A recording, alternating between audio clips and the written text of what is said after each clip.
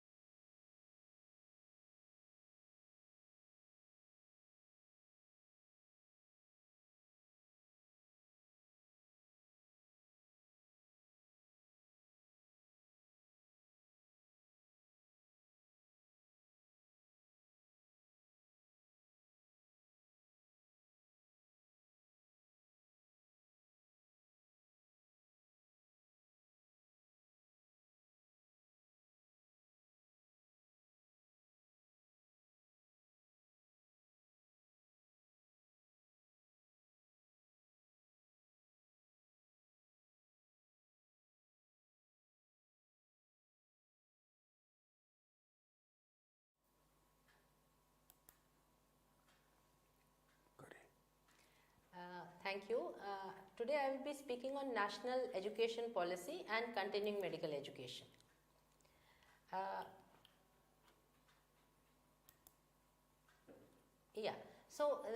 NEP basically has got a very small portion dedicated to it for healthcare education, but there are very important components which are there in this NEP guidelines.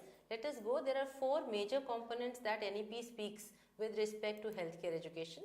The first one is educational programs to be customized as per role of the individual members, And these programs which will be customized will be with respect to duration of the program, structure of the program and design of the program.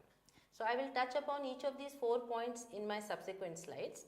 The second salient feature that NEP speaks with respect to healthcare education is assessment.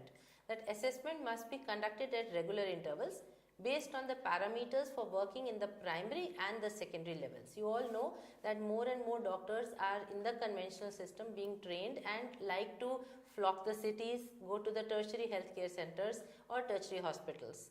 So the stress now is being laid that because the healthcare at the village level, at the community level, at the district level is not that much being looked after because there are so many vacancies. So we are going to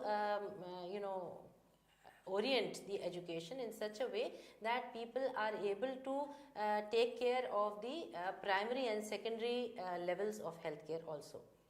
Third most important, which has also been brought, as you may be aware, in the national health education policy is that the healthcare education system to be integrated with Ayush. And the fourth is preventive medicine and community medicine should be present in all the healthcare education. Let us now see one by one these 4 points. Now the first one is that the type of program should be dependent upon the role in which the individual is playing. So we can broadly divide all healthcare programs into 3 main categories. The first category is a health awareness program. A health awareness program can be a program which can be targeted to any health functionary. It could be a healthcare worker at the level of ASHA or at the level of a Anganwadi worker, or it could be a person who is a nursing staff, it could be a lab technician, it could be a sanitary inspector, it could be a doctor, it could be an administrator, but it can also be the general public. So because everybody needs to take care of their health, so a health awareness program can be targeted at anybody. So in healthcare education doesn't mean just targeted to the health functionaries, but to also anybody for which we can have health awareness programs. The second category of the program that can be prepared is when we are creating a new cadre, that is new skill sets need to be learned. For example, as you are all aware that we have a medical council which is now the NMC, we have got the Indian Nursing Council, but we do not have per se registered council for the paramedical programs. So we can create programs specifically for paramedics also. For example, general duty assistant, geriatric care assistant, dental hygienist, home aides. These all programs are being created and these are also being developed by the National Skill Development Corporation, NSDC, and we are also having the paramedical, now it is being integrated into the councils for the other programs, and this is also going to come up. Then the third category is the continuing education of health personnel. Already, for example, a doctor is there, he has graduated maybe 20 years, 30 years, even 40 years back, but there are so many new things which have come and he needs not only to know about it, that is knowledge to be developed, but also skill to be enhanced, and so for that certain continuing medical education programs can be developed. Similarly, continuing nursing education programs can be developed, and the various programs that we are having in IGNOU are, for example, like Dr. Panda already mentioned, MCH, geriatric medicine, maternal health, critical care and so on. Another type of program under the continuing medical education is these programs that I have spoken about are for self-development. If you are a doctor, you may be wanting to improve your practice that you are doing, whether it is in the government sector, private sector or public sector, you need to improve the skills, and for self-development you do these programs. But there are certain programs that you do to meet the organizational needs. For example, now there is a healthcare waste management. We all know that waste is being generated in the healthcare settings. This is called healthcare waste or biomedical waste. Now how this waste needs to be managed is very important, not only for the individual because he will protect himself, but for the patients, for the community at large. So actually it is the organization or the institution or the government or the country who needs that people should be trained in these areas so that there is better healthcare and less people are infected with the various diseases which can be affected, or by the chemicals which one gets exposed to because of the improper management of healthcare waste. Similarly, we have another important program in IGNOU that we are doing, and that is on medical management of CBRNE disasters, that is chemical, biological, radiological, nuclear and explosive disasters. This is an example which basically is for capacity building of the country. It does not give the individual much benefit for doing this program, but it certainly helps in developing a community based program for the benefit of community and the country at large. Now, if we want to incorporate the features of NEP in the healthcare programs, it is important for us to know what are the features of NEP in general and how we can incorporate these in the healthcare programs. So, first is that all NEP stresses is that there should be a multidisciplinary approach to whatever education is being imparted. Same thing holds true for healthcare programs also. For example, if there is a maternal and child healthcare program, so this has got people from obs-gynae, they have got from pediatrics, they have got from community medicine, so it is a multidisciplinary. Similarly, we have got, for example, geriatric medicine. Now, geriatric medicine is another component in which you already know that it is geriatric medicine is a medicine catered for healthcare of elderly. So, we require large number of departments to coordinate with each other for development of professionals who are trained in geriatric medicine. For example, you know that with old age there is a problem of vision, there is a problem of hearing, there is a problem of cognition or understanding and interpretation, there is a problem of all the systems because of aging, slowing down your gastrointestinal system, your respiratory system. So, you require so many different kinds of departments who have to join hands to enter into this training. So, these are some of the few examples where multidisciplinary teaching is required. Then NEP also speaks about multiple entry and exit options.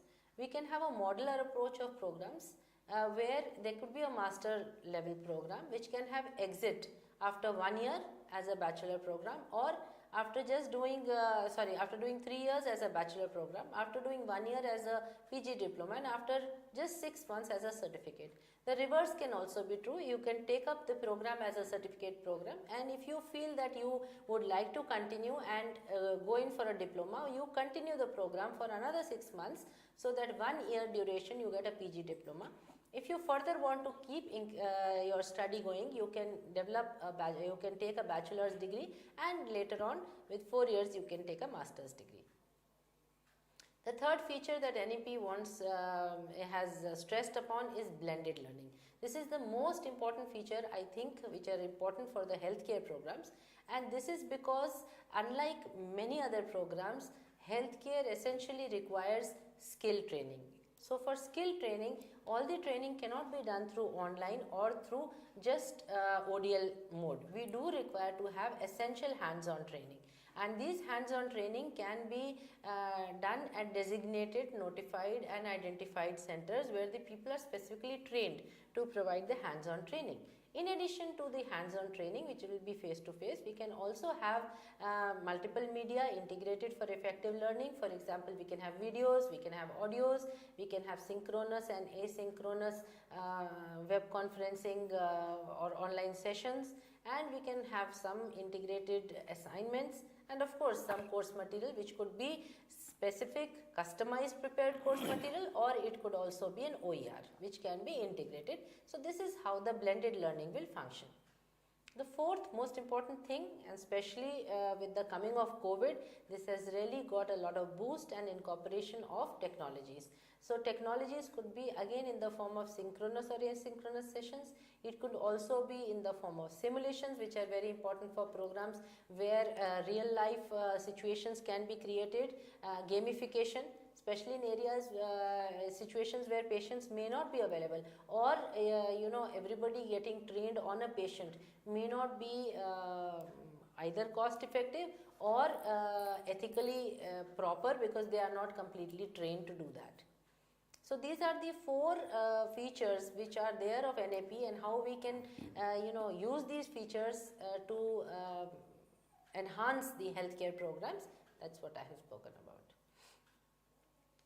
Now this is just to give you a small example of what are the 4 more important programs. This is basically targeted at doctors where blended learning has been used. So we have, you can see these 4 programs, and we have, as you see, that almost, if not 50, more than 50% credit is devoted to the practicals, and 1 credit in IGNOU parlance is equivalent to 30 hours of learning. So all these programs, the first 3, all these programs are 1 year duration programs, and they have got more than 50% of the study related to practical credits. All of it may not be 100% hands-on. There may be some synchronous videos, some synchronous classes also available.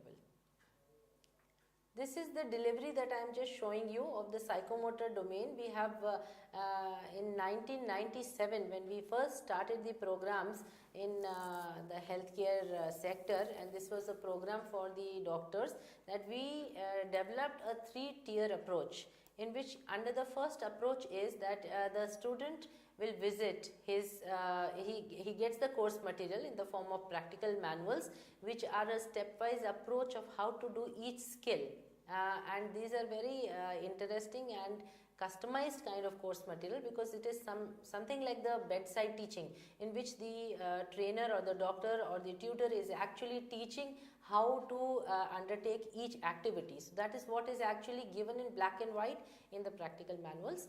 Then these students are attached to teaching hospitals or medical colleges, where they are demonstrated certain skills that are essential for the particular program, and there is a return demonstration, which basically means that you have been taught a particular skill or demonstrated a particular skill. For example, if you want to examine the liver, how you are examining the liver is taught to you, and in return demonstration, the students are asked to actually show and demonstrate how they will demonstrate the extent of the liver and how will they palpate a liver. In addition to this, there is also some teaching that they do at the district level hospital, and this is for practice under supervision, and also they learn how to work under resource constraint, because in a medical college you have all facilities, you have all the the equipments available, the laboratories and the investigations available, but which may not be available in a district hospital. So over here you learn that if we do not have this facility, how do we go about diagnosing and managing patients. District hospitals are also much nearer home to the student. For example, if a student is from Lucknow, say in Uttar Pradesh, and we have only one center or a teaching hospital in BHU, he has to travel for his learning of the skills for demonstration in the medical college from Lucknow to BHU. But he can do his district hospital activities in Lucknow itself. The district hospital is identified and he is posted there for a period of 1 year, that is the duration of the program, and as per his convenience, mutually with the convenience of his counselor, he is able to take up and practice those skills under the supervision. We understand that any activity in the healthcare requires n number of times so that you are able to become proficient in a skill. So for this you require that you must practice the same skill wherever you are working, whether you are in your own clinic, you are in a private hospital, or you are in a hospital in the government. You must practice these skills so that you become proficient. Now this is again 2 examples of delivery of the psychomotor domain. There are various methods that can be done. It can be done through a workshop, and in which there is updating of the prior skills, whereas it can be an intensive 1:1 training in which new basic skills need to be learned. This is a mode of delivery that an alternate mode of delivery that we had actually devised during the COVID time. If you see, we have got IGNOU School of Health Sciences, as you can see there, and then we have got learner support centers. These are the centers where the demonstration is done. And as I told you, we again have district hospitals. These are the places which are called skill development centers, which are much nearer home, where they practice under resource constraints. And there is a direct supervision in these district hospitals of 1:1, and they can go there as per mutual convenience. What we did during the COVID time was that we also did certain online classes through the web conferencing platforms, and in this the demonstrations that were done in the Learning Support Center were also conducted through the online synchronous sessions. So this is another method. What I am trying to tell you is that this was a blended mode in which we shifted from the face-to-face to the online without actually compromising the quality of the program, because you are actually in the face-to-face mode also only seeing what the tutor is doing. Again, in the live demonstration, in the synchronous method, you are actually seeing what is being done. And sometimes we can zoom it and show it much better. Number one, you can also have the best faculty in the whole country who will be doing this demonstration, and they may not be available in the college which you are attached to, but you can still have the expertise and the advantage of being trained under them. Then of course we had the same, they had to go physically. We cannot do away with the physical hands-on training which they did in the medical college, in the district hospitals, and we also gave them a lot of support through the social media like the WhatsApp. We also had group emails which we would perform them, and we also created a program website which I'll show you we created. So this is another thing that now we come to. Second was integrating technology. So this is how we integrated technology. We had 91, in the period of 1 year, we had 91 1-hour classes that were taken, and these were all recorded as videos and they were shared with the students so that they could see it again and again. So you see, the advantage was that if you go once in a medical college face to face, you are only getting a 1-hour session, but over here you are getting that 1-hour session available at your home any number of times you can see, so that you are able to clear doubts and you will actually learn how it is being done. This is an example of how video was shown through the online class. The whole physiotherapy was shown through a video on the Google Meet. This is something which the student did. This is a reverse demonstration kind of a thing. The counseling was conducted by the student on a patient, and he recorded the video himself, and then he played it on the Google Meet, where he was then, his peers could comment on it. They could ask here questions, could comment that you did not do this correctly, maybe this you could do better, and even the tutors, they also, they also gave comments. And then case presentations were also done by the student.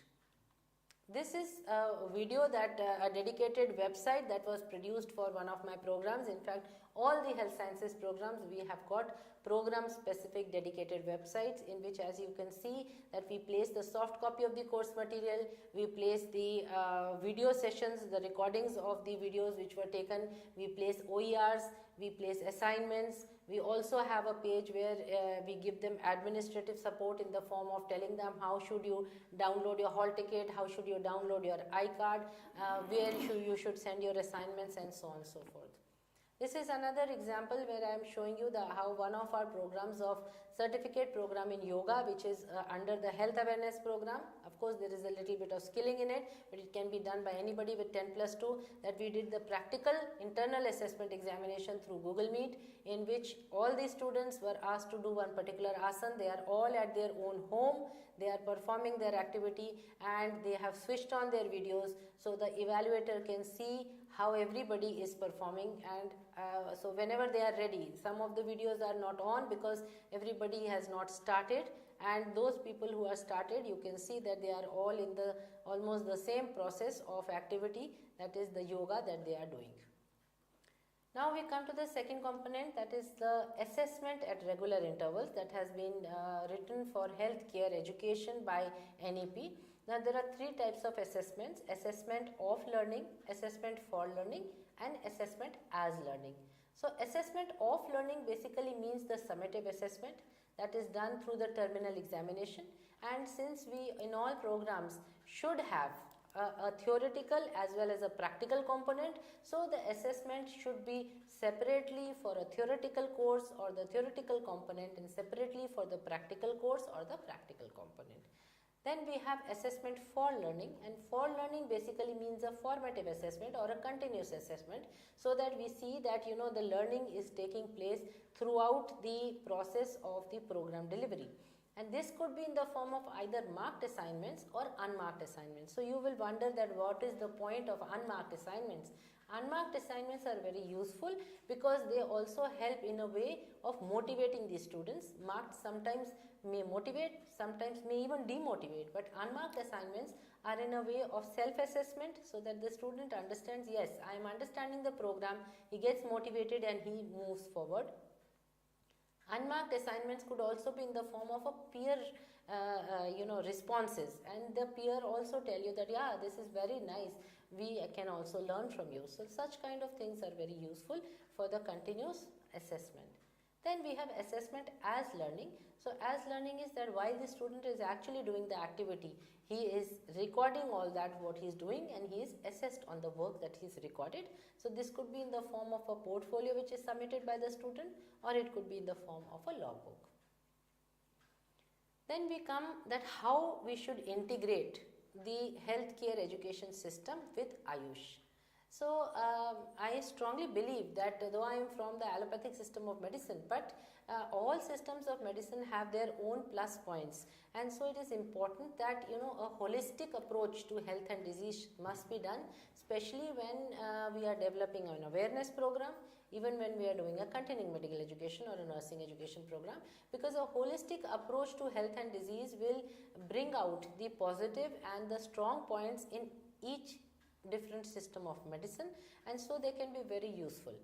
And especially when the awareness programs are generated, there are so many people who are following different systems of medicine. Somebody could be having faith in the allopathy, somebody could be having faith in the Ayurvedic system.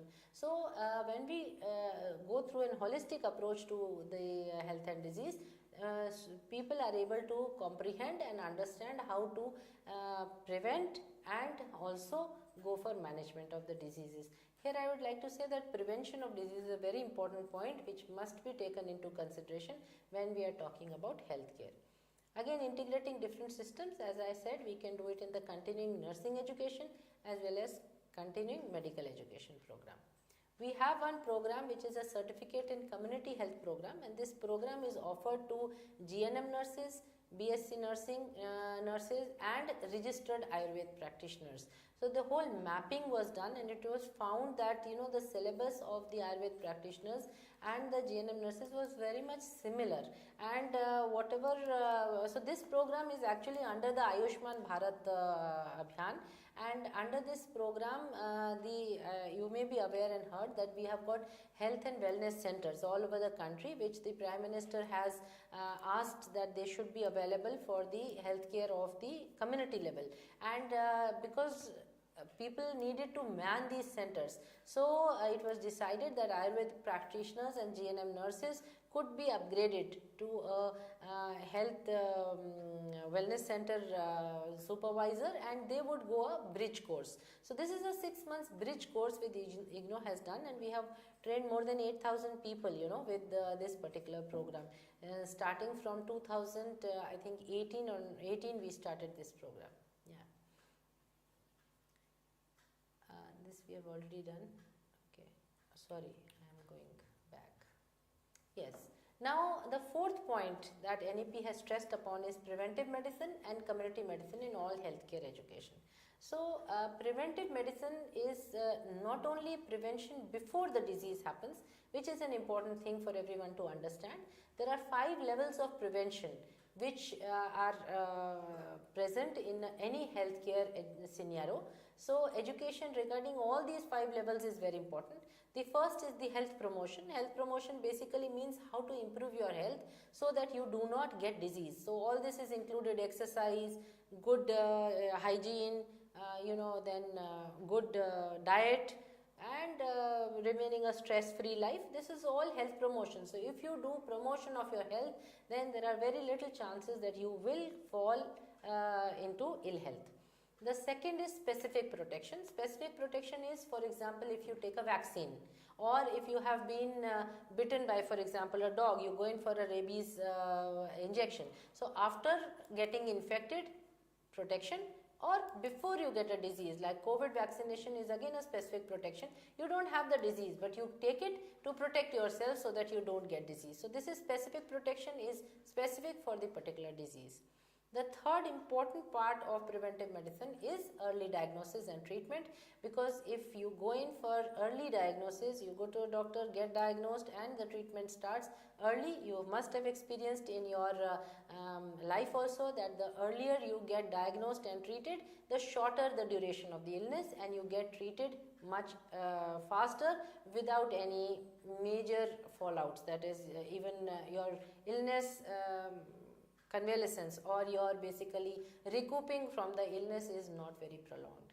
The third is disability limitation. How do we limit that we do not get disability? So what are those methods? So for example, physiotherapy. Now for example, I'll give you an example of a hip fracture.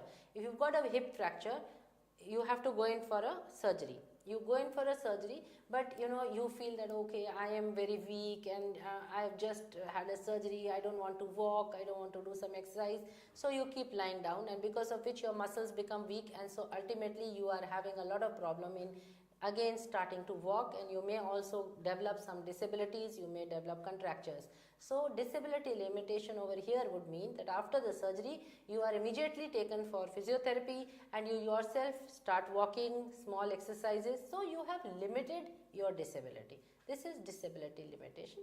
And the fifth and last one of course is rehabilitation, that if you have developed a disability, how to rehabilitate yourself. This could be a social rehabilitation, it could be a medical rehabilitation, it could be a psychological rehabilitation. So if you have developed a disability or limitation, then how you will recoup and come back to become normal.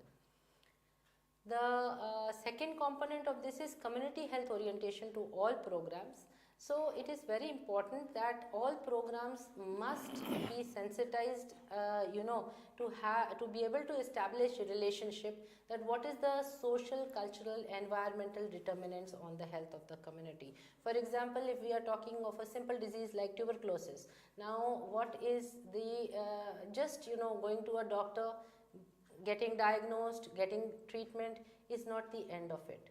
You know that tuberculosis has a lot of stigma attached to it. So it will also involve, that educating the community, educating the general public that no, this doesn't have stigma, and also educating the person who is actually suffering from the disease that there is nothing to be ashamed of. It is just a simple communicable disease, so there is no problem.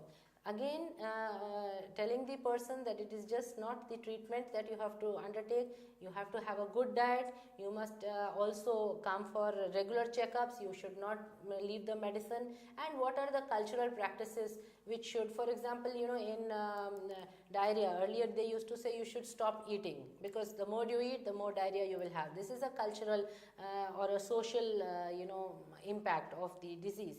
So you can say, no, that's not true, that is not medically correct, because that has no scientific basis. So all these are important when we are talking about a particular disease.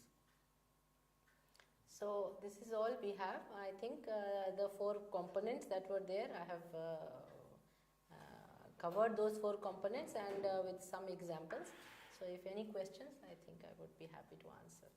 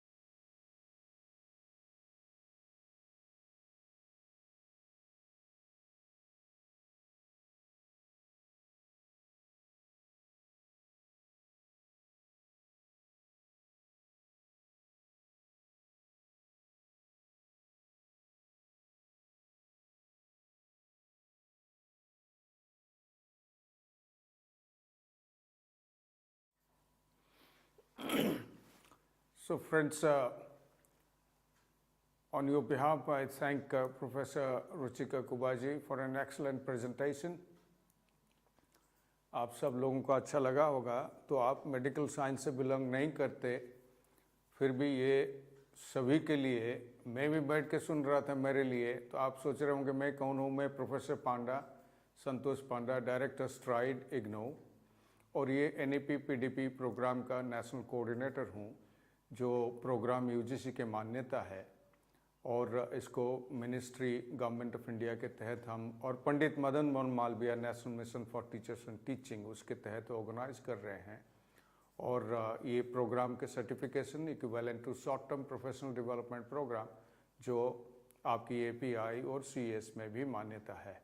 But और जो technical चीज़ें और उसके बारे में बात करेंगे, तो आप लोगों का कुछ सवाल है, तो ये सवाल मैं आपके सामने रख रहा हूँ। तो मैं गुजारिश करूँगा कि हिंदी में भी चर्चा हो तो अच्छा रहेगा।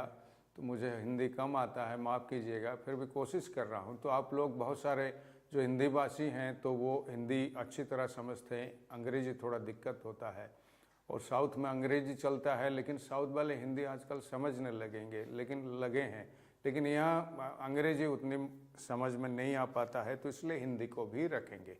पहली सवाल आप लोगों की ये है कि ये जो जनरल MBBS एजुकेशन है, जनरल मेडिकल एजुकेशन जो फेस टू फेस चल रहा है, जिसको शायद डिस्टेंस लर्निंग में मान्यता नहीं है, नहीं कर सकते हैं, वो एक तरफ, और जो कंटिन्यूइंग मेडिकल एजुकेशन है इनके दूसरी तरफ, इनके आपस में रिलेशनशिप क्या है, और एक दूसरे से क्रेडिट ट्रांसफ़र इस तरह का कहीं ऐसा प्रावधान है, कहीं कुछ इस तरह का हो सकता है?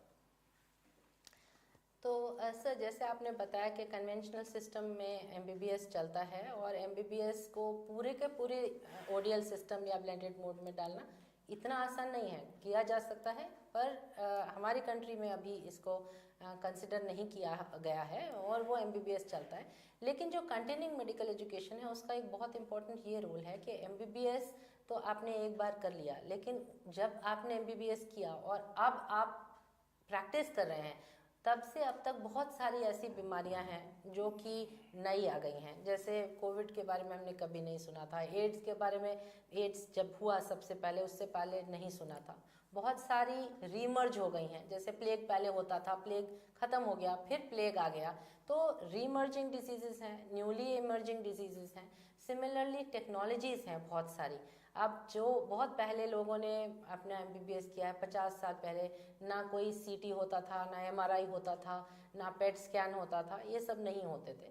सो देयर आर सो मेनी नई चीज़ें जो आ गई हैं, चाहे वो हम डायग्नोसिस के लिए डिजीज़ के लिए करें, डायग्नोस्टिक एजेंट्स के लिए करें, इन्वेस्टिगेशन के लिए करें, एंड इवन ट्रीटमेंट के लिए करें। ट्रीटमेंट में भी बहुत सारी आ गई हैं, ना दवाइयाँ आ गई हैं, ट्रीटमेंट के सर्जरीज आ गए हैं, और भी मेथड्स आ गए हैं।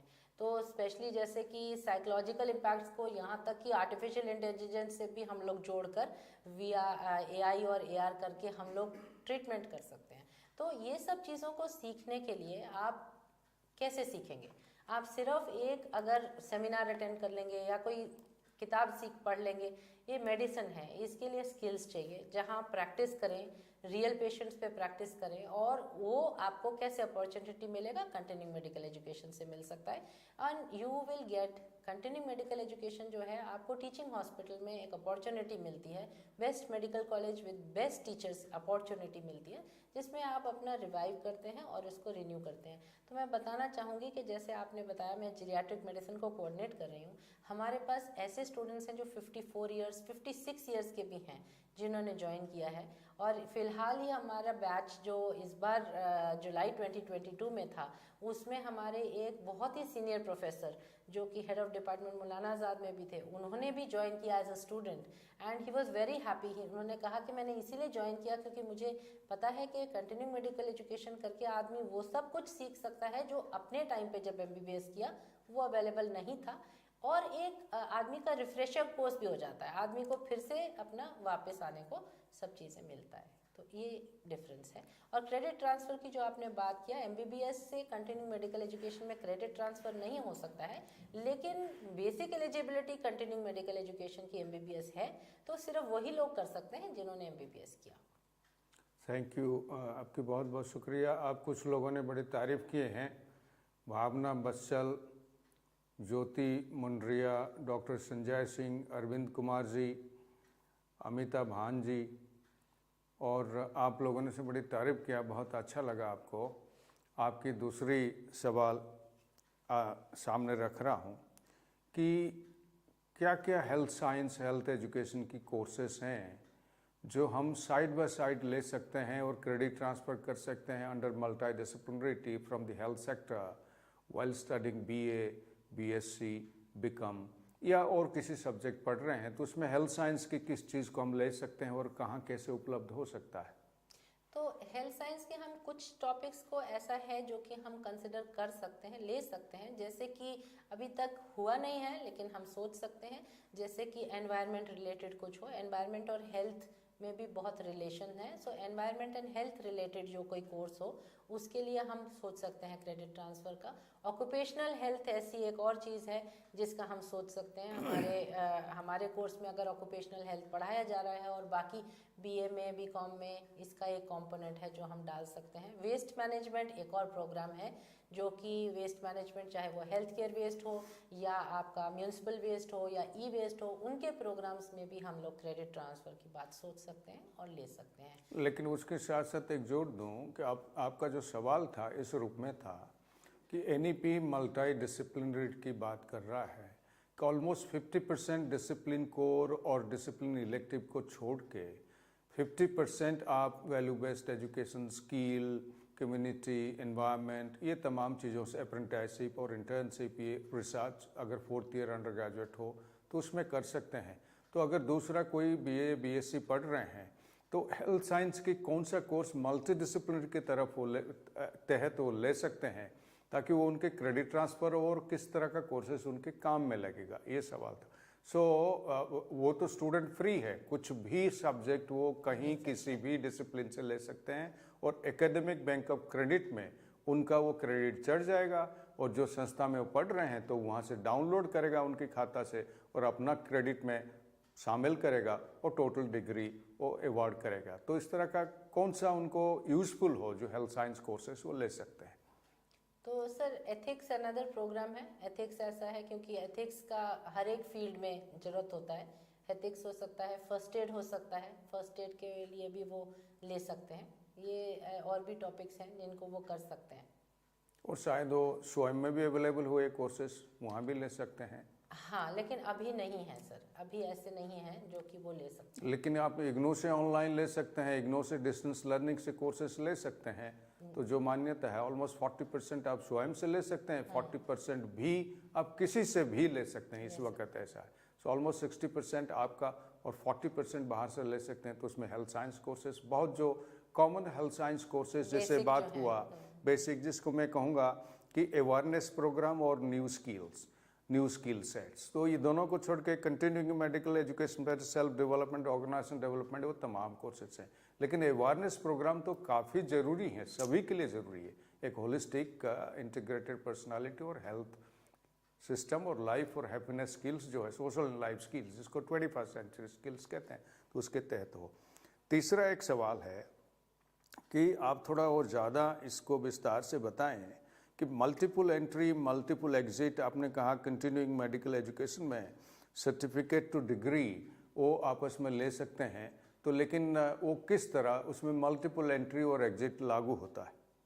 तो सर अभी फ़िलहाल इग्नो में हमारे जो प्रोग्राम्स हेल्थ साइंसेस के हैं उसमें मल्टीपल एंट्री एग्जिट नहीं है, लेकिन हम सोच रहे हैं, जैसे कि हम एक प्रोग्राम सोच रहे हैं कि हम masters degree of environment and occupational management in the environment management in the occupational sector को अगर हम करेंगे तो उसके अंदर हम एक मास्टर्स प्रोग्राम बनाएंगे। तो उसमें हम अलग अलग जो है PG डिप्लोमास और सर्टिफिकेट्स उसमें निकाल सकते हैं specific to the specific industry, जैसे कि certificate in occupational safety in chemical industry, occupational safety in cotton industry. So उस तरह के वो अलग अलग सर्टिफिकेट्स निकल सकते हैं। सिमिलरली PG डिप्लोमा भी इस तरह से निकल सकते हैं। और आपकी सवाल ये है कि मेडिकल डिग्री और डिप्लोमा फ्रॉम इग्नो, मैं आपका सवाल पढ़ देता हूँ तो आपका नाम भी पढ़ूँ, कोई इतराज़ तो नहीं है ना आपको?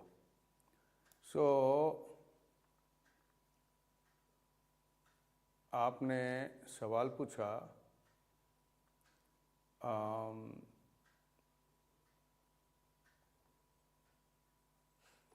नाम है, अगर आपके नाम लूँ तो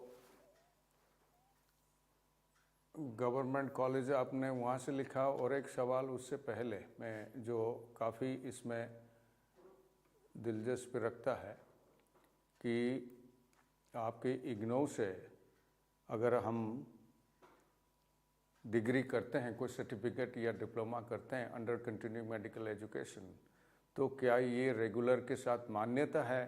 तो ये आपका मेन सवाल था कि इज़ इट इक्विवेलेंट टू, या उसको उसमें मैं गवर्नमेंट कॉलेज पढ़ देता हूँ आपका। I want to ask if someone is doing medical degree and diploma from IGNOU, is it equal to regular और acceptable to everyone and everywhere?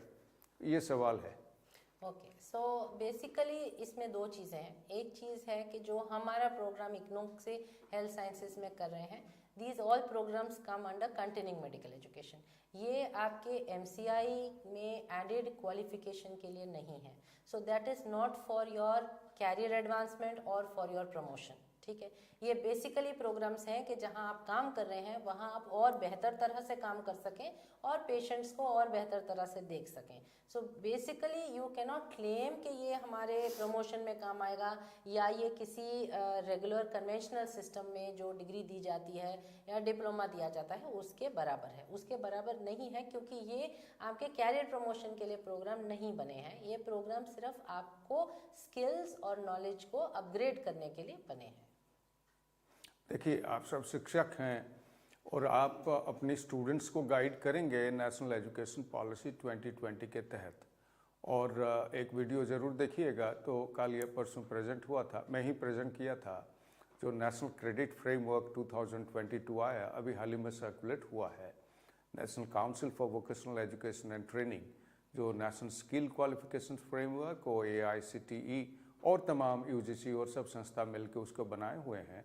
तो उसमें दी होलिस्टिक एंड ओवरआर्किंग देश के लिए नेशनल क्रेडिट फ्रेमवर्क हमारे सामने आ गया।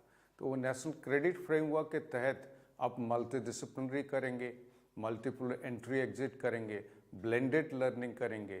तो उसमें face to face, distance, online, blended में कोई, और डिजिटल शब्द भी इस्तेमाल किया गया, डिजिटल लर्निंग, तो उसमें कोई फ़र्क रखा नहीं गया है। सभी क्रेडिट आपस में मान्यता होगा। अगर आप लेवल में करेंगे, मान लीजिए under graduate first year is one level, second year is second, third year is third level, fourth year is fourth level, तो उसमें लेवल की बात किया गया है। अगर आप किसी लेवल में उसको क्रेडिट ट्रांसफ़र करना चाहते हैं तो वो क्रेडिट आपका एकेडमिक बैंक ऑफ क्रेडिट में जाएगा। आप वहाँ से ट्रांसफ़र, मीन्स आपका संस्था आप ही के कहने पर तो वो ट्रांसफ़र कर सकता है जो स्टूडेंट्स हैं।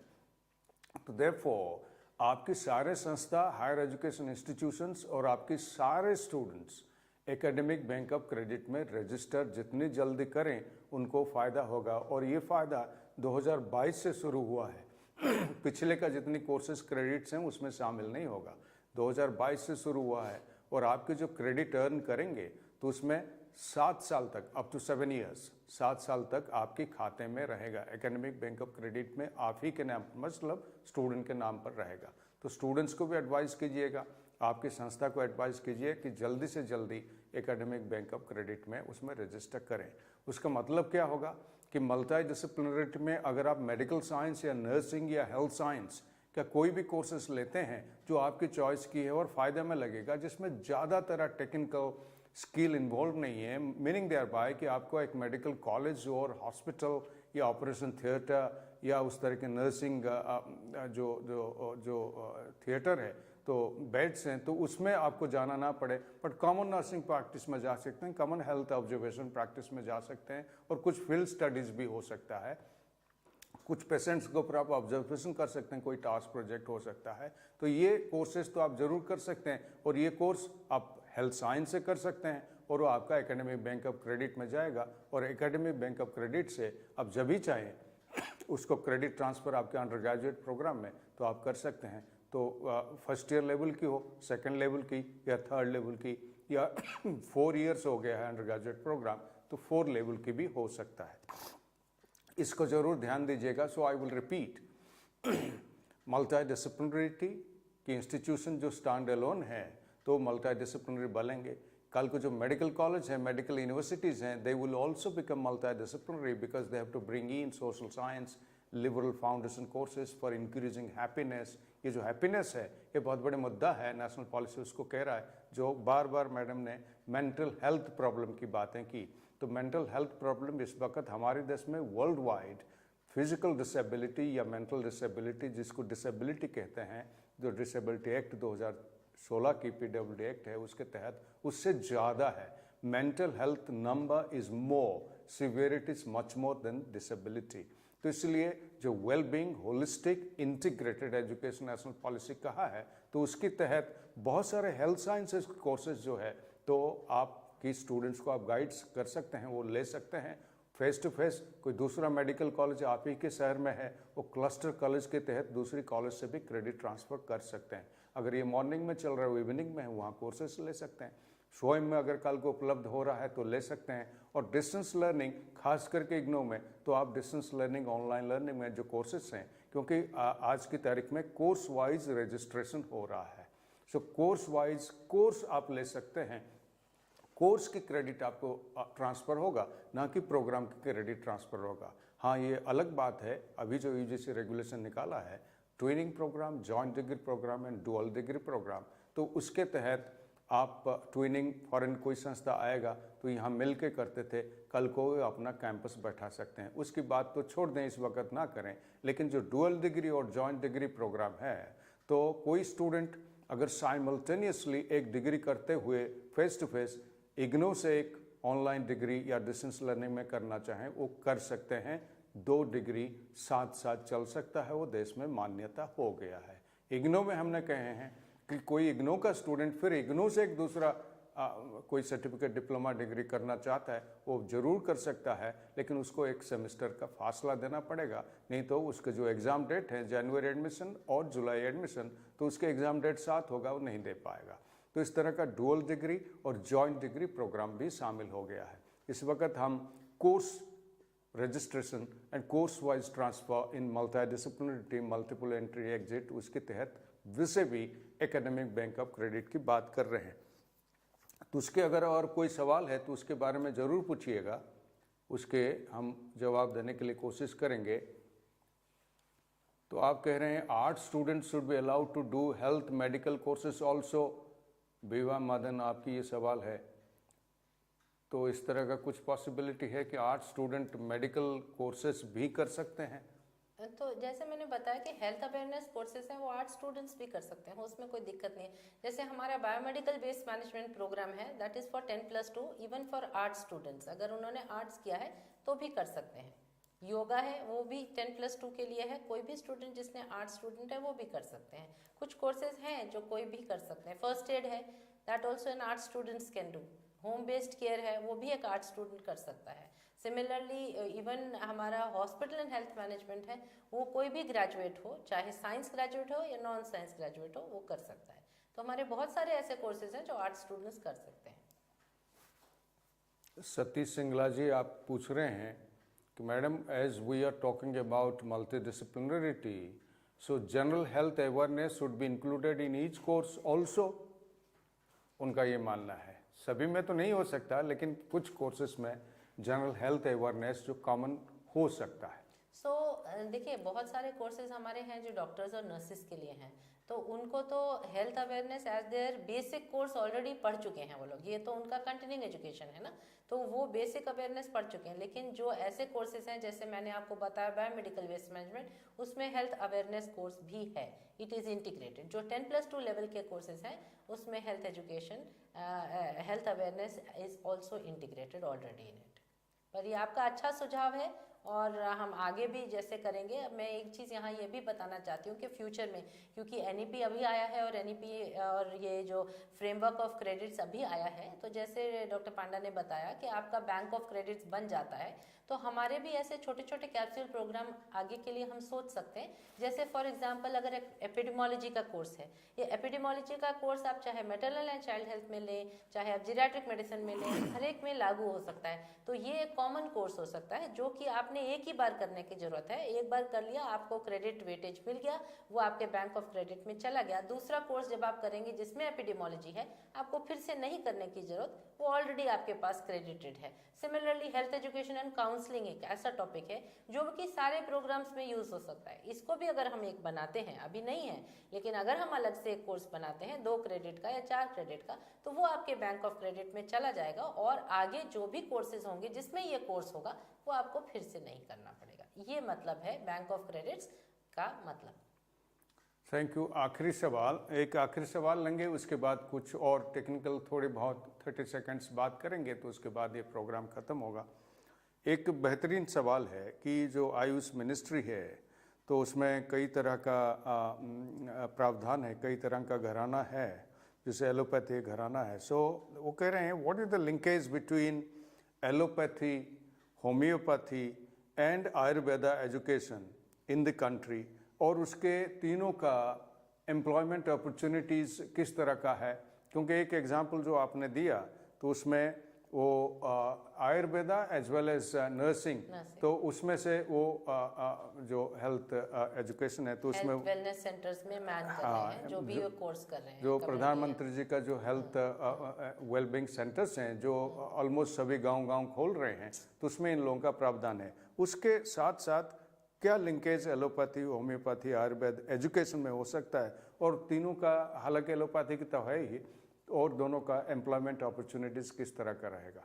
तो जो नेशनल हेल्थ पॉलिसी हमारा है 2020 का, उसके under there has been a lot of revolution in that also. उसमें भी उन्होंने बोला है कि हर एक हेल्थ केयर इंस्टीट्यूशन में, स्पेशली जो एजुकेशन इंस्टीट्यूशंस हैं हेल्थ केयर के, उसमें AYUSH department should be also there, ताकि जो भी पेशेंट आएगा अगर उसको ट्रीटमेंट लेना है तो उसके पास एक ऑप्शन रह जाता है कि मैं एलोपैथी में जाऊं, आयुर्वेद में जाऊं, होम्योपैथिक में जाऊं।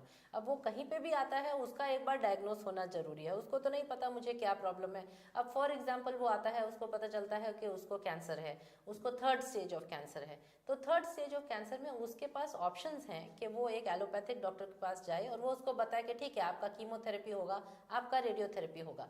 उसको अगर लगता है कि नहीं मैं इतने सारे दवाइयाँ नहीं ले सकता, मुझे रेडिएशन से प्रॉब्लम है, तो वहीं पे उसी इंस्टीट्यूशन में आयुष डिपार्टमेंट भी है, वो वहाँ जा सकता है और वहाँ पे एक्सप्लोर कर सकता है। जो आयुर्वेदिक वाला पर्सन है वो उसको कितनी गारंटी दे सकता है कि भाई ठीक है आपका 3rd स्टेज ऑफ कैंसर है, उसमें आपके ये रिस्ट्रिक्शंस होंगे, हम आपको ये कॉन्कॉशन देंगे, ये आपको मेडिसिन देंगे, अगर आपको वो पसंद आता है वो कर सकते हैं। आप होम्योपैथिक वाले के पास जा सकते हैं, they can also give you options. So there is this holistic medicine का यही मतलब होता है कि there are some diseases which are better treated by another system of medicine and not always another system of medicine but at a different stage also। जैसे अगर early stage है, आप सबको पता होगा, आप सब घरेलू नुस्खे करते हैं। जैसे कि सर्दी में क्या होता है, आपको बहुत अक्सर खांसी जुकाम हो जाता है, बुखार नहीं होता है, आप एक एलोपैथिक डॉक्टर के पास जाएंगे तो वो आपको कोई कफ सिरप दे देगा, ठीक है। लेकिन अगर आप एक आयुर्वेदिक डॉक्टर के पास जाएंगे तो आपको बोलेगा शहद लो, आप अदरक लो, ये सब लो। So this is an Ayurvedic method of treatment which is better probably when there is no infection. अगर आपको इन्फेक्शन होता है तो आपको पता है आपको एंटीबायोटिक लेना है, आपको एलोपैथिक के पास ही जाना है। तो इसलिए ये सारा इंटीग्रेटेड मेडिसिन यही है। आजकल एलोपैथिक डॉक्टर्स भी प्रिस्क्राइब करते हैं कि नहीं आप हनी टेस्ट लेते हैं, हनी टेस्ट में क्या है, हनी है प्लस आपका शहद है, अदरक है, आपका तुलसी है। तो यही इंटीग्रेटेड मेडिसिन है और यही पढ़ाने की ज़रूरत है और यही प्रैक्टिस करने की भी ज़रूरत है। मुझे याद है तो हमारे विश्वविद्यालय में जब डॉक्टर नरेश त्रेहान जो मैदान के इस वक्त हैं तो आए थे, वो तो हमारा सर्जरी या किसी कोर्स का को प्रोग्राम चेयर भी हुआ करते थे किस ज़माने में शायद, तो वो पहले फोर्टिस में हुआ करते थे, तो मैदांत में चले गए। तो किसी वक्त तो उनको बड़ी लंबी चौड़ी भाषण थी, बहुत बेहतरीन था मैं कहूँगा। तो उसमें उन्होंने जिक्र किया था कि जो हमारा मेडिकल साइंस का जो रिसर्च है, जिस लेवल पर हम पहुँचे हैं, कोई भी डिजीज़ हो, थोड़ी बहुत कैंसर और इस टाइप की डिजीज़ को छोड़ के, और जो तमाम डिजीजेस हैं, बहुत सारे डिजीजेस हैं which are not cancer related, which are health related, mental health related, whole lot of diseases जो हैं वो स्वामी या रामदेव जी के साथ मिल के तो उन्होंने कहा हम एक सिस्टम डेवलप कर रहे हैं कि जिसमें Ayurvedic as well as medical उसमें डबल सपोर्ट मिले। ये नहीं कि ये या वो, ऐसा नहीं, इनके डबल सपोर्ट मिले तो दोनों उसको एड्रेस करें और दोनों की ज़रूरत है। ना एलोपैथिक टोटली कॉम्पिटेंट है, ना आयुर्वेदिक टोटली कॉम्पिटेंट है, उनका कहना था। और हम दोनों का अगर इसको मिलाएं तो it will be an excellent. और उसमें अगर होम्योपैथी या हमारे पुराने जो यूनानी सिद्ध इस तरह की हैं ये भी मिलता है तो वो बेहतरीन रहता है। सो दोस्तों 30 सेकेंड्स मोर, उसके बाद हम इसको ख़त्म करेंगे। आप लोग कुछ लिखे हैं कि साहब हमने इसके ऊपर सवाल नहीं पूछ पाए। दोस्तों मैं आप सबको क्लैरिफाई कर दूं, ये जो टेलीकॉन्फ्रेंसिंग है तो आपको मैसेज भी गया है, this is a chart based teleconferencing. आप ज़्यादातर लोग इसको यूट्यूब में देख रहे हैं, मैं जो इसको देख रहा हूँ इसी वक्त आपकी स्वयं प्रभा और यूट्यूब के स्क्रीन को मैं इसको एक्सेस कर रहा हूँ, तो इससे जो दिखाई दे रहा है तो उसमें आप यूट्यूब में से ज़्यादा लोग इसको देख रहे हैं। तो ये चार्ट बेस्ड है, तो आप लोग इसमें लिखित रूप से अपने सवाल पूछेंगे, जैसे हमारे बहुत सारे कोलिग्स इसमें लिखित रूप से सवाल पूछे तो आप इसको जुबानी या वॉइस वर्बली इसको आप हमारे साथ वार्तालाप नहीं कर सकते। ये एक लिमिटेशन ज़रूर है, लेकिन यही प्रावधान है। इसके अलावा जूम वगैरह में जैसे है तो उसमें ये प्रावधान है, बट ये तो सारा देश में जा रहा है तो इसलिए, और होम बेस्ड भी है, आप DTH है तो उसमें भी इसको आप देख सकते हैं। दिस इज स्वयं प्रभा चैनल 20। तो ये आप एक सवाल था। दूसरा ये था, दूसरे कह रहे हैं मैं तो कोई मटेरियल ये एक्सेस नहीं कर पा रहा हूँ। दोस्तों आपको मेरे एक सुझाव है कि ये जो टेलीकॉन्फ्रेंसिंग है तो हमारा 3 तरह का सिस्टम इसमें इन्वॉल्व है देश में। समर्थ जो नेशनल प्लेटफॉर्म है इस वक्त, और सारे सेंट्रल यूनिवर्सिटी, सारे यूनिवर्सिटी सिस्टम उसमें शामिल हो जाएगा, और एकेडमिक बैंक ऑफ क्रेडिट लगभग उसके साथ शामिल होकर डेवलप हुआ है। जो समर्थ है तो हमारा जो स्टेट और यूनियन टेरिटरी का रीजनल सेंटर्स हैं वो समर्थ के प्लेटफॉर्म के माध्यम से आपकी एडमिशन कर रहे हैं। तो आपका आई कार्ड या प्रिंसिपल या वाइस चांसलर उसकी रिकमेंडेशन लेटर तो उस तरह की जांच कर रहे हैं, जैसे आप लोग अपलोड किए हैं और इस स्टेज पर पहुंचे हैं तो उस तरह वो करते हैं। Admission is at the state level through this Samarth platform. और उसके बाद आपकी पूरा डाटा स्वयं वर्टिकल 2 जो स्वयं सबको दिखाई देता है, तो आपका जो स्वयं है सबको नहीं दिखाई देगा। This a vertical 2 that we have created with the government of India for this program, कि आपके इसी के तहत होगा तो स्वयं के माध्यम से होगा। और तीसरा, थोड़ी बहुत इंटरेक्ट करने के लिए और लाइव इंटरेक्ट करने के लिए और प्रेजेंट करने के लिए तो हम आपको स्वयं प्रभा चैनल 20 कॉन्फ्रेंसिंग के माध्यम से करते हैं। ये 3 नेशनल प्लेटफॉर्म इसमें शामिल है। तो मेरी गुजारिश आपसे ये है कि आप स्वयं प्लेटफॉर्म में जरूर जाइएगा। जब तक स्वयं में नहीं जाएंगे तो आपको मॉड्यूल्स और वीडियोस और ये जो आज का हुआ ये भी एडिट होके उसी स्वयं प्लेटफॉर्म में रहेगा। यूट्यूब से आप डाउनलोड नहीं कर सकते, स्वयं प्लेटफॉर्म से हमारा मॉड्यूल और वीडियो आप डाउनलोड कर सकते हैं और दूसरों को सर्कुलेट कर सकते हैं, और ज़रूर कीजिएगा। सो स्वयं में जाइए। स्वयं के प्लेटफॉर्म में जाने का ज़रूरत इसलिए है कि आप चाहे कॉन्फ्रेंसिंग में शामिल हो या ना हो, मैं तो कहूँगा शामिल हो कि ये बेहतरीन है आपके लिए। अगर हो या ना हो, आपको स्वयं में जाना जरूरी है। स्वयं में आप मॉड्यूल्स और वीडियोस देखेंगे, उसके साथ साथ डिस्कशन फोरम में पार्टिसिपेट करेंगे। डिस्कशन फोरम का टेस्ट 30% वेटेज है और टर्म एंड टेस्ट 70%, जो छठा दिन के बाद 6 to 9 डे 3 दिन वो खुला रहेगा, आप उसमें टेस्ट दे सकते हैं। तो इसलिए आपको स्वयं को जाना जरूरी है। तो आप लोग स्वयं के अंदर जरूर जाइएगा। आपके पास लिंकेज पहुंचा हुआ है, मैसेज पहुंचा हुआ है, SMS मैसेज पहुंचा हुआ है, मेरे ईमेल उसमें शामिल है और मोबाइल मेरे को एवरीडे मैसेज आता है। तो इसका मतलब आपको जा रहा है, हमारे कोलिग्स भेज रहे हैं, टीम्स भेज रहे हैं। तो स्वयं के प्लेटफॉर्म में ज़रूर जाइए और इसको मुझे उम्मीद है आप ज़्यादा से ज़्यादा इसको कंप्लीट करेंगे। कंप्लीशन आपको सर्टिफिकेट भी API CS के लिए काम देगा और साथ साथ और आपके जानकारी NEP के इम्प्लीमेंटेशन उसमें भी शामिल होगा। आप इसको लेते हुए आप भी ट्रेनिंग प्रोग्राम खुद ही ऑर्गेनाइज कीजिएगा। और हो सकता है आप हमारी लोगों का जो वीडियो है यूट्यूब में है, आप उसको भी यूज़ कर सकते हैं for organizing your and spreading around the implementation strategy for NEP 2020। आप सबके तरफ से मैं प्रोफेसर मैडम रुचिका कुबा जी का धन्यवाद करता हूं, जो director school of health sciences है, और बहुत बेहतरीन ढंग से और पहली बार, और ये वीडियो हमारा बड़ा काम में लगेगा दोस्तों, इसको बार बार देखिएगा।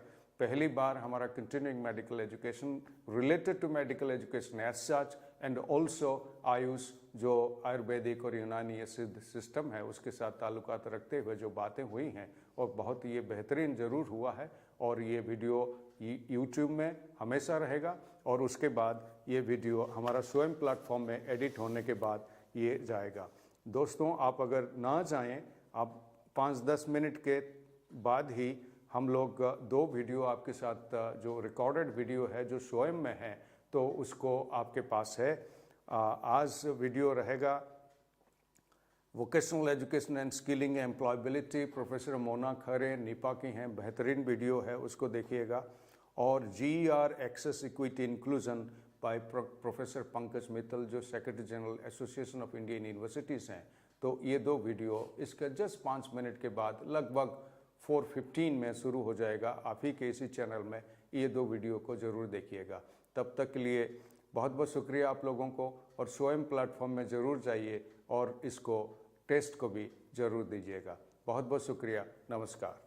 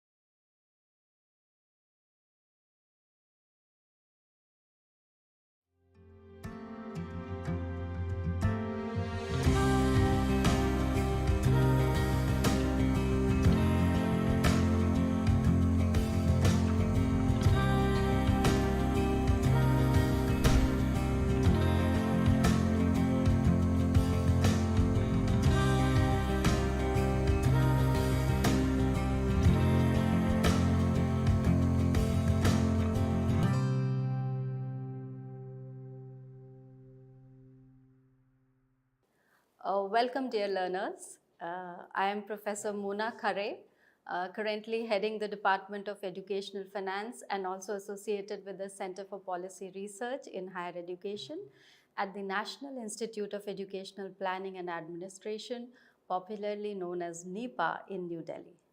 It is my great pleasure to be talking to you today on a very, very important aspect that has been included and emphasized in the National Education Policy 2020, that is skills training, vocational education and graduate employability in India. Now, what I thought was, before we start talking specifically about the National Education Policy 2020, let us very quickly look at the context of the very reason as to why skills and employability emerged as a major challenge in the country and across the globe.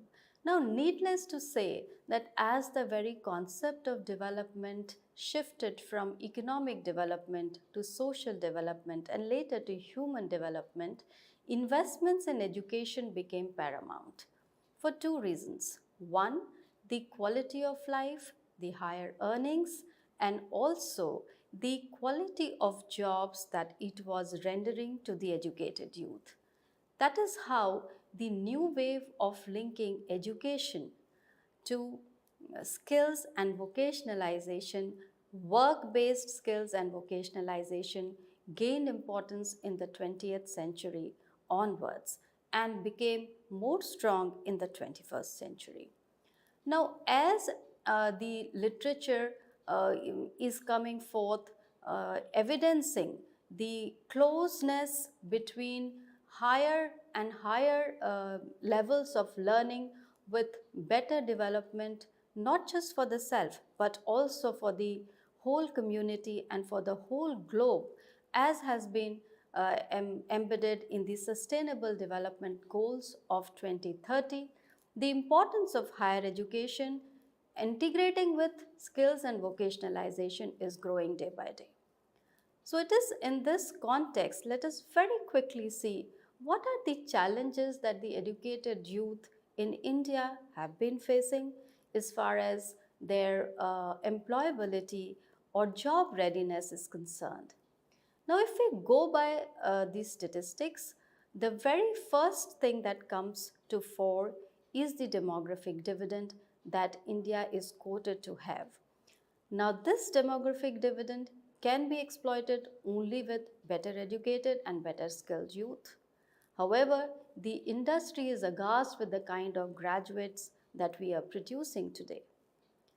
Also, the statistics prove that more than 50% of the Indian youth are either not befitting the skills that are in demand by the industry sector, or the quality of skills that they have with them are not up to the standards as demanded by the industry.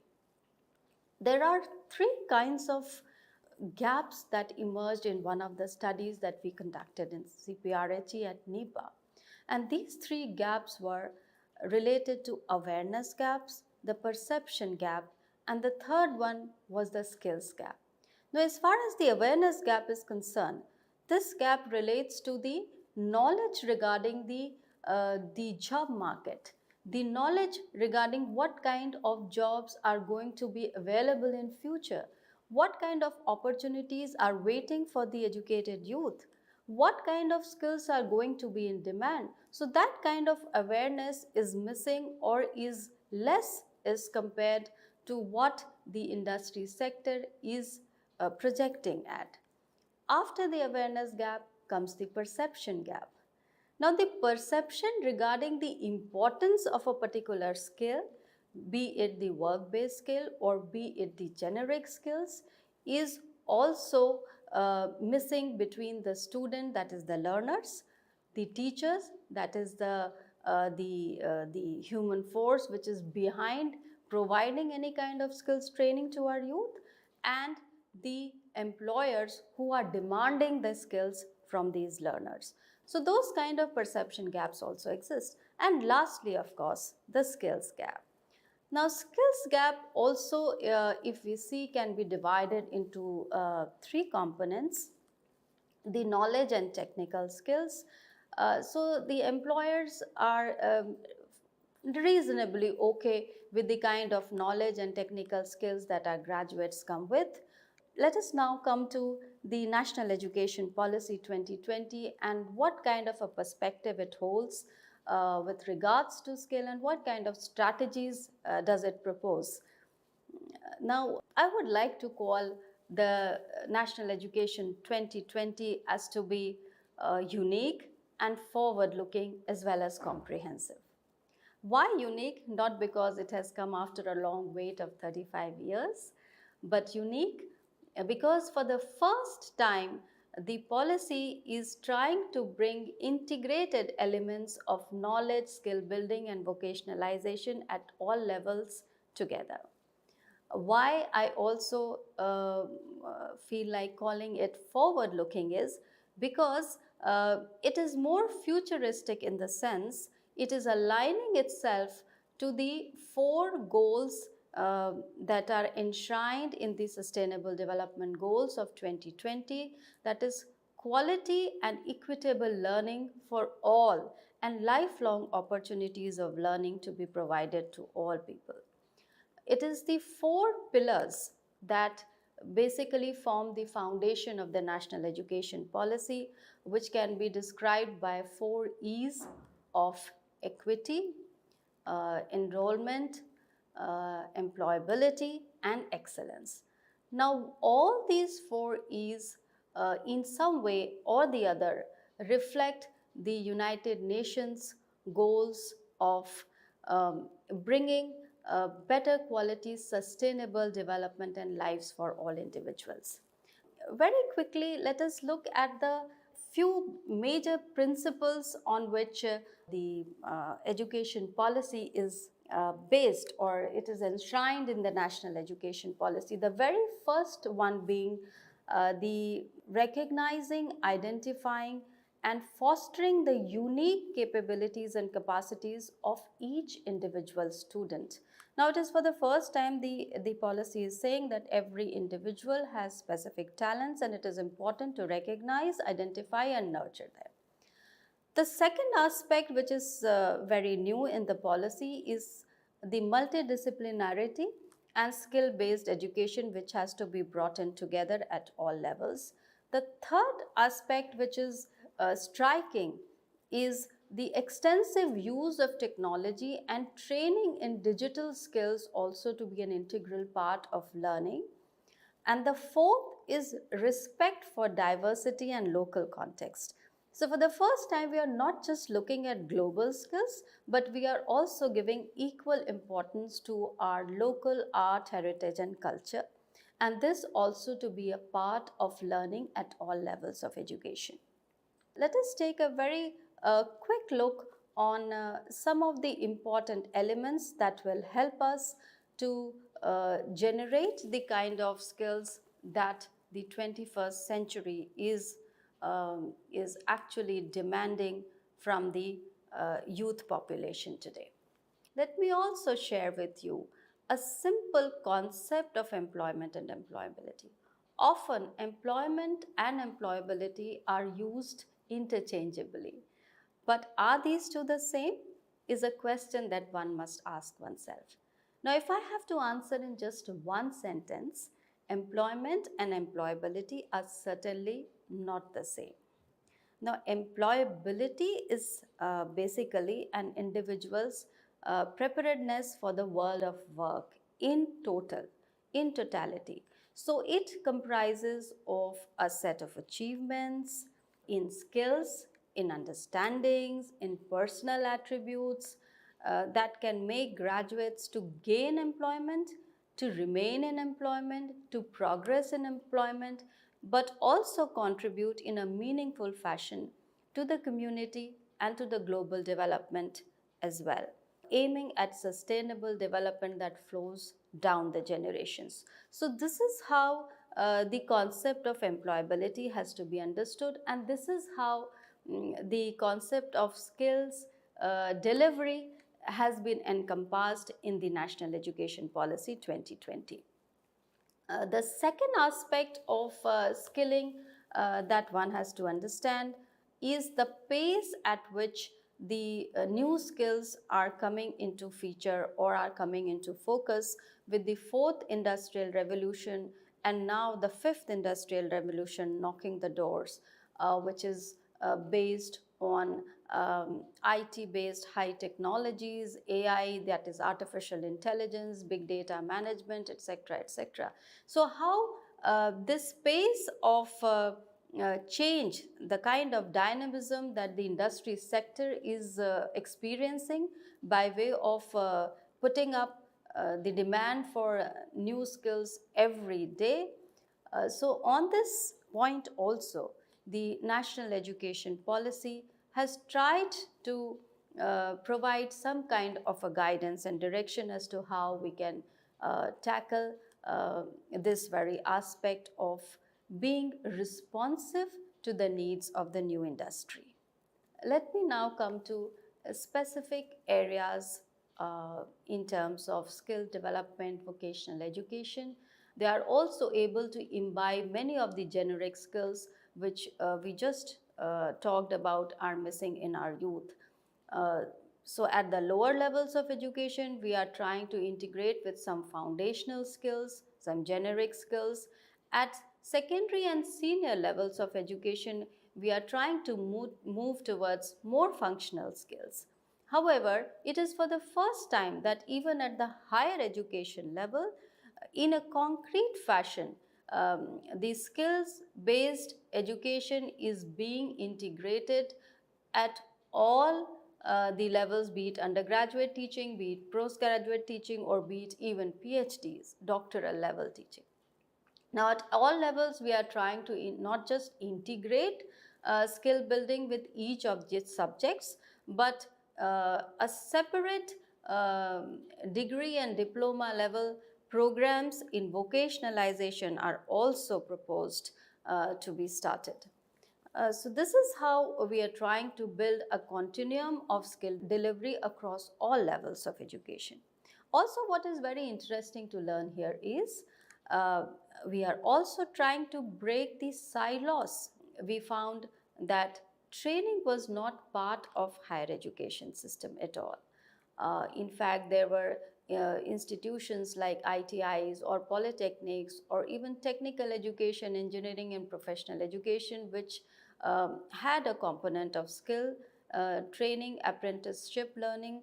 All of these had a major content of skill building and training, but the general academic education at the higher education level was considered or was expected to be knowledge producing and imparting knowledge to the young learners by way of providing both horizontal and vertical mobility to the graduates.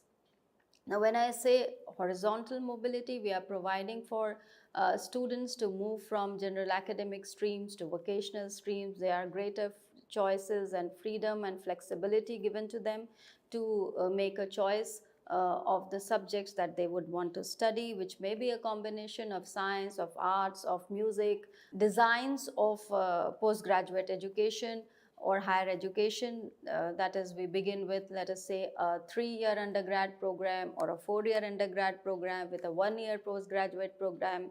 So all kinds of combinations and choices are being given to the students with greater flexibility to move between academic education, work-based education, skill-based education, and vocational education, thereby breaking the silos between the two.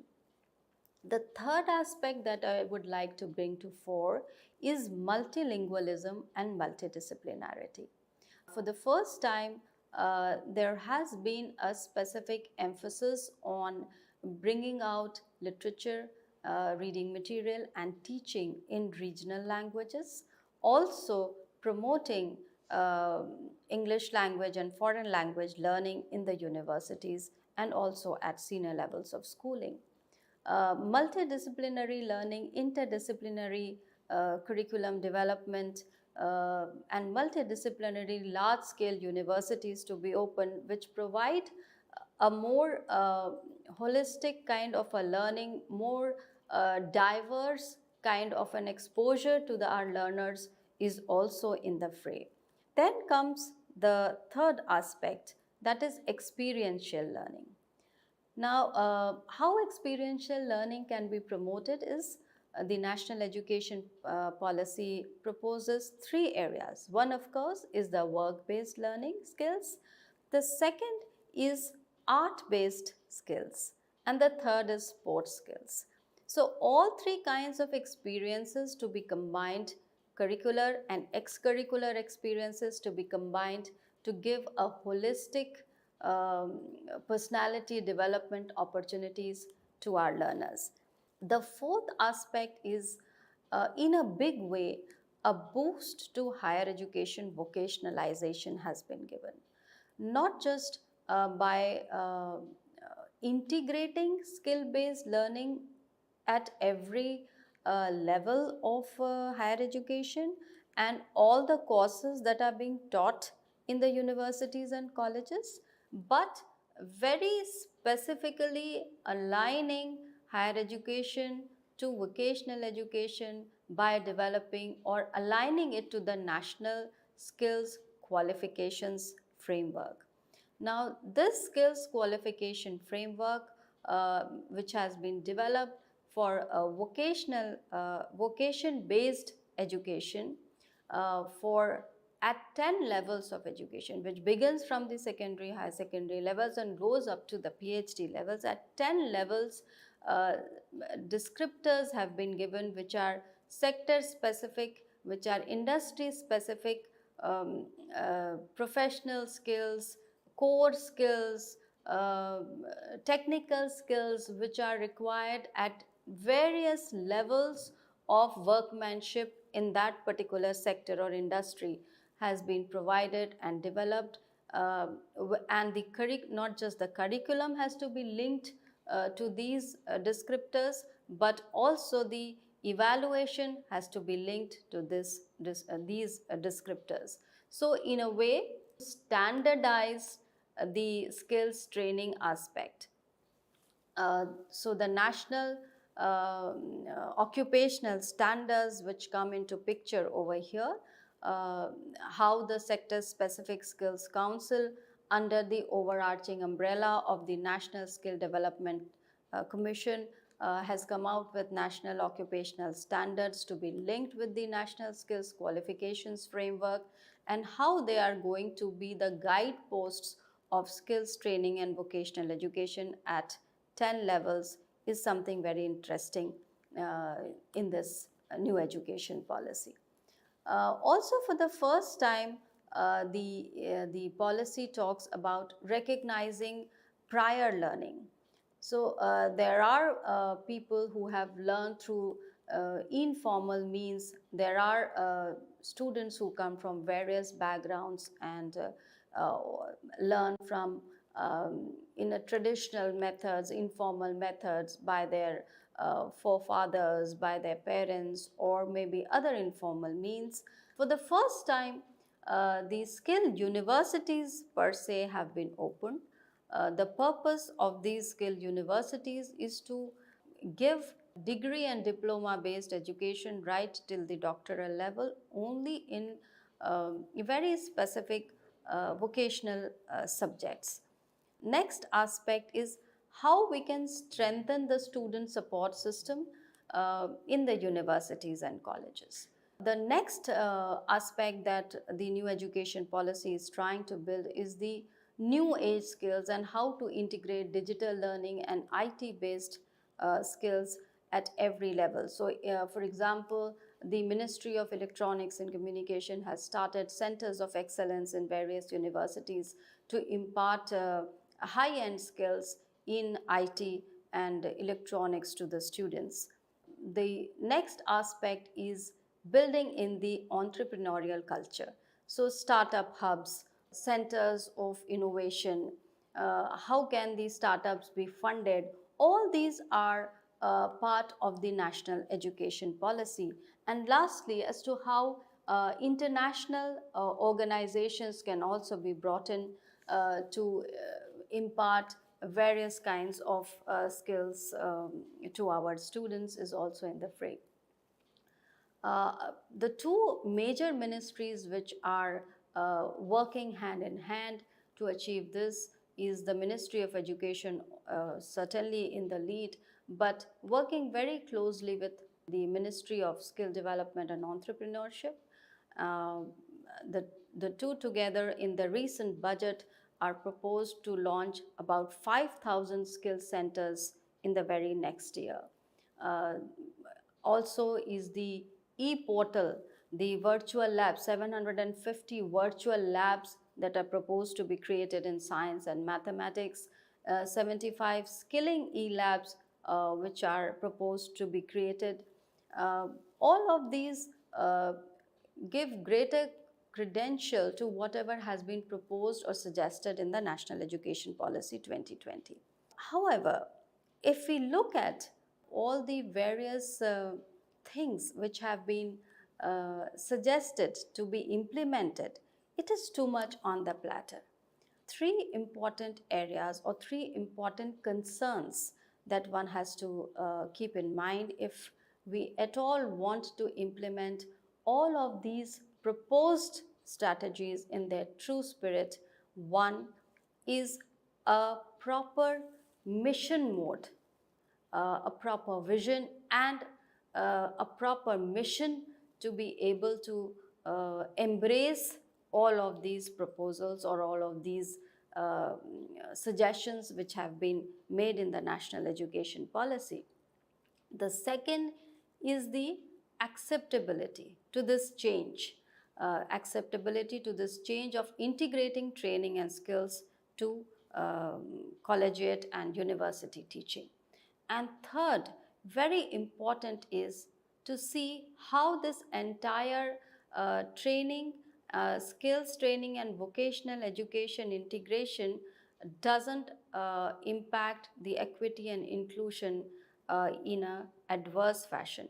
Because if we look at the current scenario, the kind of disparities and distortions that exist today in our higher education system can be categorized into four kinds. So we see disciplinary disparities. There are certain disciplines like engineering or professional education, which is very much in demand by the industry sector as far as employment and jobs is concerned.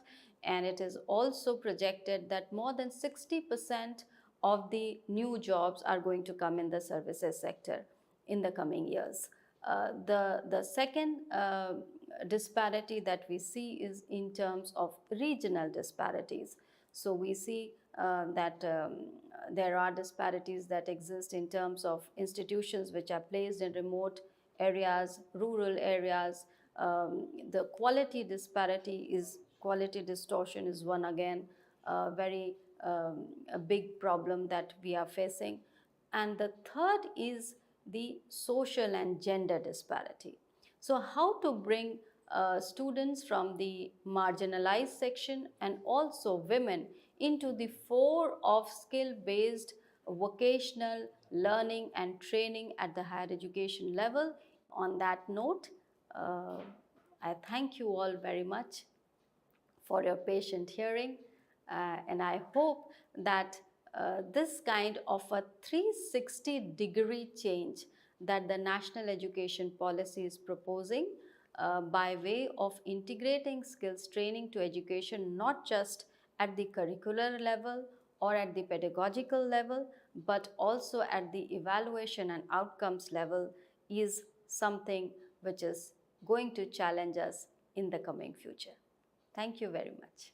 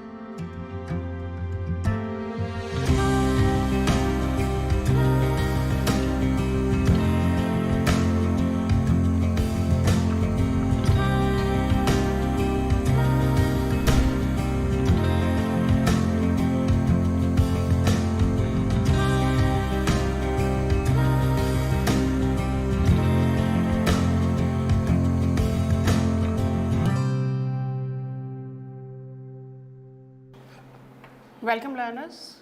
I am Dr. Pankaj Mittal. I am working as Secretary General Association of Indian Universities.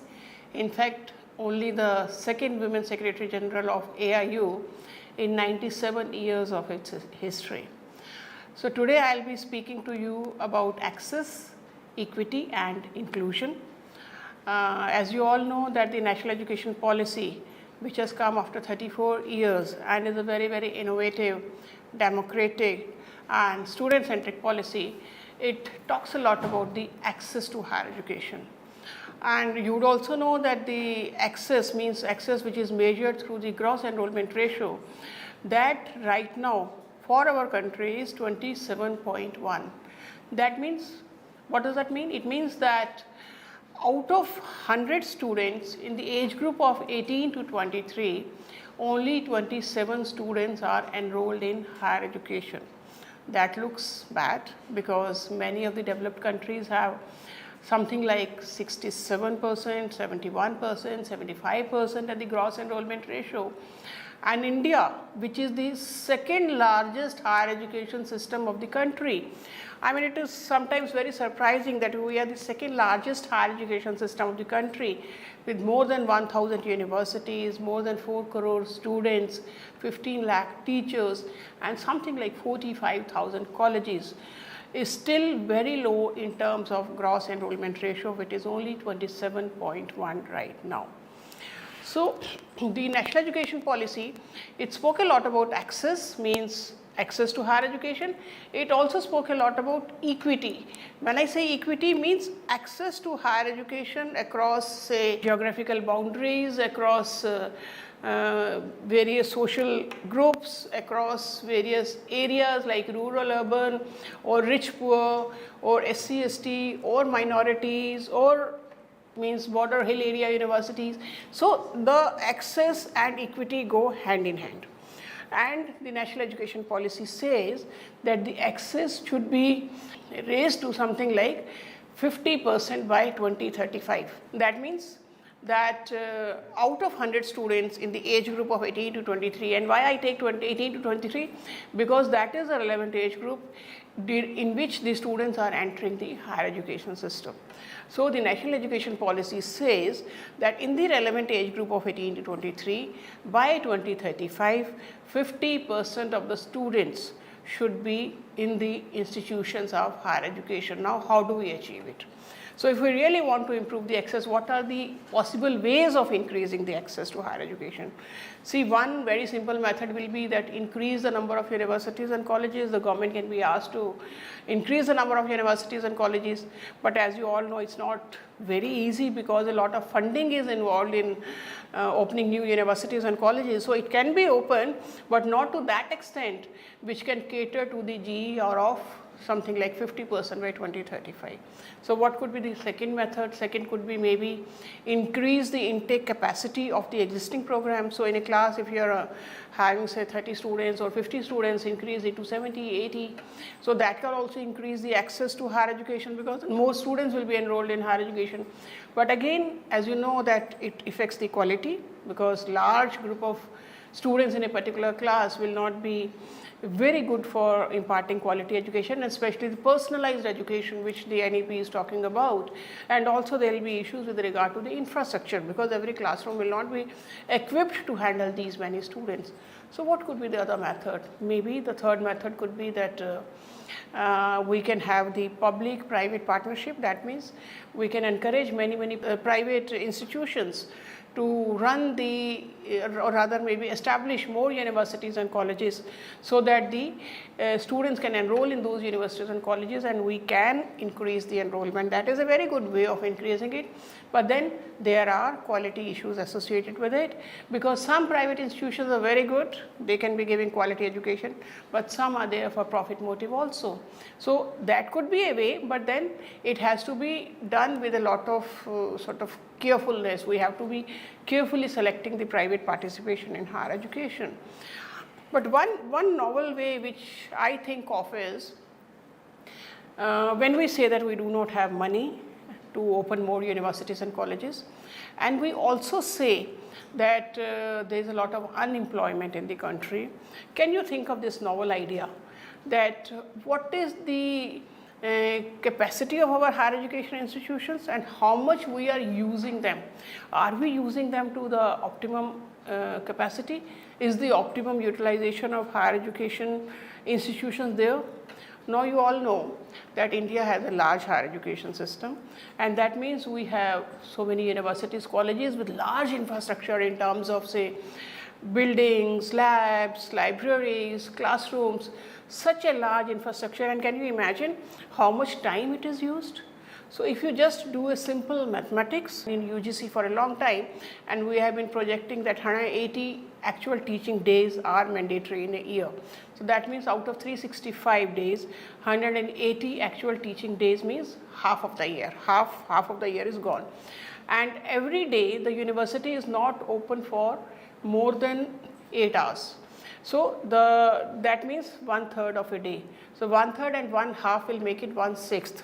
So that means whole of our infrastructure we are using only for 1/6 of the day. That means not more than 15 to 16% of utilization of the existing infrastructure. We cry at the top of our voice that India is a poor country, but are we a poor country if we are able to afford wastage of something like 80 to 85% of our existing infrastructure? Can we think of something like flexi timings in which the universities can open early in the morning, can work till late in the evening? At least we can think of doubling the time for which the universities and colleges are open, so that the existing infrastructure can be used for the maximum capacity. In the foreign countries I have seen, the universities open very early and they close very late in the night, and so there is a possibility of having flexi hours. I am not talking of 2 shifts, morning shift, evening shift. I am talking of flexi hours in which some classes can be held in the morning, some in the afternoon, some can be held in the evening. So just imagine that if this happens, the whole infrastructure can be used to the maximum possible extent. And if I am talking about double, so then we have already doubled the infrastructure without spending a penny, except for on more teachers, which will also address the issue of employment of teachers. So optimum utilization of resources is something which we should be doing for increasing the access, in addition to the methods which I have spoken so far. Another method which again the National Education Policy has given a lot of emphasis on is using the online methods of teaching. There are too many concepts. There is a concept of academic bank of credit where the students can be learning course-wise. There is a concept of online teaching, and now the University Grants Commission has said that any university which is rated as a A-grade university by NAC can be running online programs, means complete online programs. So the students can be enrolling in these programs in large numbers, and that will also address the access issue in a big way. And I am very sure that the online education will help in actually achieving the 50% gross enrollment ratio by 2035. So these were the possible ways in which we were thinking of increasing the gross enrollment ratio. But now let me take you to something different, and that is GER a right method of assessing the access to higher education? And we did a study. I at AIU did a study, and I published a paper in Economic and Political Weekly, which is available on eligible enrollment ratio. You know, how do we measure gross enrollment ratio? That is the number of persons enrolled in higher education divided by the number of persons who are in the age group of 18 to 23. But are all the people in the age group of 18 to 23 eligible to get admission in higher education? No. Who is eligible to get admission in higher education? The persons who have passed 12th class. So who will be the eligible population who will be able to get admission in higher education? That means persons in the age group of 18 to 23 who have passed 12th class. So if we see that population as the population, as the base population from which the enrollment is there, and we did a study with say around 10 countries, and these 10 countries were USA, Germany, France, UK, China, Brazil, India, Indonesia, South Africa and Pakistan. So these 10 countries we studied for a period of 2013 to 17 to see what is the difference between gross enrollment ratio and eligible enrollment ratio in these countries. And you will be surprised that India, which was almost at the end, means at number 8 in these 10 countries in the gross enrollment ratio, as soon as we use the term EER, eligible enrollment ratio, India's position climbed up. Because when we talk of gross enrollment ratio, we are talking of the total population. When we are talking of eligible enrollment ratio, we are talking of the eligible population.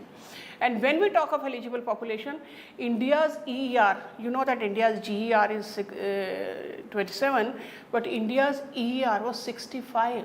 And that was almost equal to the EER of developed countries.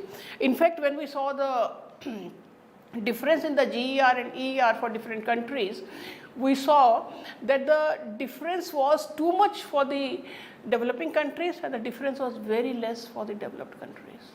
So you can see in the graph that how the average GER and EER of 10 countries is there, and you will see that in India it is 27 and 63.7 or 65 for India, and there is a large difference of almost more than 35 for India.